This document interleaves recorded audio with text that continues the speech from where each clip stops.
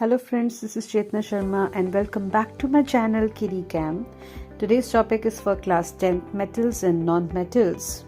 Without wasting any time, let's take a look to this periodic table. As you can see, the periodic table has been divided into three colors: red, yellow and blue. Red are metals, yellow are metalloids and blue are non-metals. Metals and non-metals, if are kept in front of you, how you are going to identify them, whether this is metal and that is non-metal? For that, you have to understand the physical properties of metals and non-metals. Let's take a look to the physical properties of metals first. Lustrous. Lustrous means that they are very shiny. For example, silver and gold, they are very shiny and that's why they are used for making ornaments. Ductile. Ductile means that the metals can be drawn into a very thin wire, and those wire can be used for multiple purposes. Malleable. Malleable means when the metals are hammered, they can be drawn into a very thin sheets. As you can see, the aluminium foil is a very thin sheet of aluminium metal. Thermal conductors. Thermal conductors means the ability of a metal to conduct it or to generate heat, especially in metals. You see, these are used for thermal conductors. If you see the examples of the utensils which are used in kitchen, you can heat up to certain level or to the extremity, not above to that boiling point of those metals. They can maintain heat. That's why they are very good thermal conductors. Electrical conductors.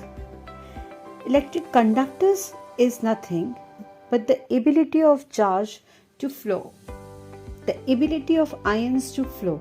That's why they can be called a very good electrical conductors, when ions can be easily conducted. So, metals are very good electrical conductors because they can allow a charge to move. The negative charge, the positive, negative ions, positive ions, everything. That's why metals are very good electrical conductors. For example, copper, iron. Sonorous. When you have ever visited temples, you were very curious to ring the bells of the temple, and they always produce a very good sound. The reason is because all the metals are sonorous. That means they can produce sound when you hit them hard with any other metal. That's why most of the bells, most of the musical instruments are made up of metals. Metals are very dense, they are very hard, but that's the reason most of the hard instruments, or you see most of the very hard weapons and everything which is in use, they are made up of metals. So most of the metals are iron. You see, when we use hammer and nail, both are made up of iron. They are very hard. Okay. Now let's take a look to the non-metals. Non-metals are just opposite of metals. They are non-lustrous, means they are not shiny at all. They are non-ductile. That means they cannot be drawn into a thin wires. They are non-malleable. They cannot be, once they are hammered, they are not converted into a very thin sheets.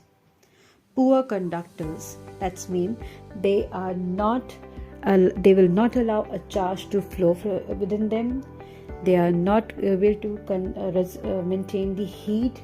So that's where they are bad, or you can say a very poor conductors of thermal as well as electricity. They are non-sonorous. When you're gonna hit them, they are not going to produce any sound. They are very brittle. That means if you hit them, or once they fall from a height, or if you hit them hard with any other thing, they will break. They are very soft. That's the reason they can break easily. So these are the few physical properties of metals and non-metals. Now let's take a look to the examples of metals and non-metals. Metals are iron, Fe, copper, Cu. Iron is used in many things, like for building materials, for making utensils, for making the musical instruments. Copper is also used for making the utensils, but it is a very good conductor of electricity. That's why it is used for making electrical wires. Aluminium, Al. Tungsten, W, is the hardest metal you know. Calcium, Ca. Lead, Pb. Zinc, Zn. So these are the few examples of metals. Now see non-metals. Carbon, C. Oxygen, O. Nitrogen, N. Sulfur, S. So only these few examples are there. To learn more examples of metals and non-metals, you have seen in the starting of this video the periodic table, which was divided into 3 colors, red, yellow and blue. You can learn more examples from the periodic table. Let's see the points to remember. So there are some exceptional cases of metals and non-metals. For metals, sodium, Na, is a metal, but it is very soft. As you know that metals are mostly hard, but sodium is the exceptional case. It is the softest metal. The other is mercury. You have seen mercury in thermometers. It is liquid. Most of the metals are solids, but this is exceptional case that it is a liquid metal. Now, non-metals. Iodine, I, is non-metal but lustrous. Non-metals are mostly non-lustrous, but in non-metals, iodine is an exceptional case for lustrous. Carbon is a non-metal that can exist in different forms. Each form is called an allotrope. Because of this carbon, the entire chemistry has been divided into 3 parts: organic, inorganic and physical. So you see that carbon is there in coal as well as it is in diamond. That's the reason that carbon shows different allotrope forms. Carbon, graphite, coal, Buckminster fullerenes. These are few examples of the allotropes of carbon.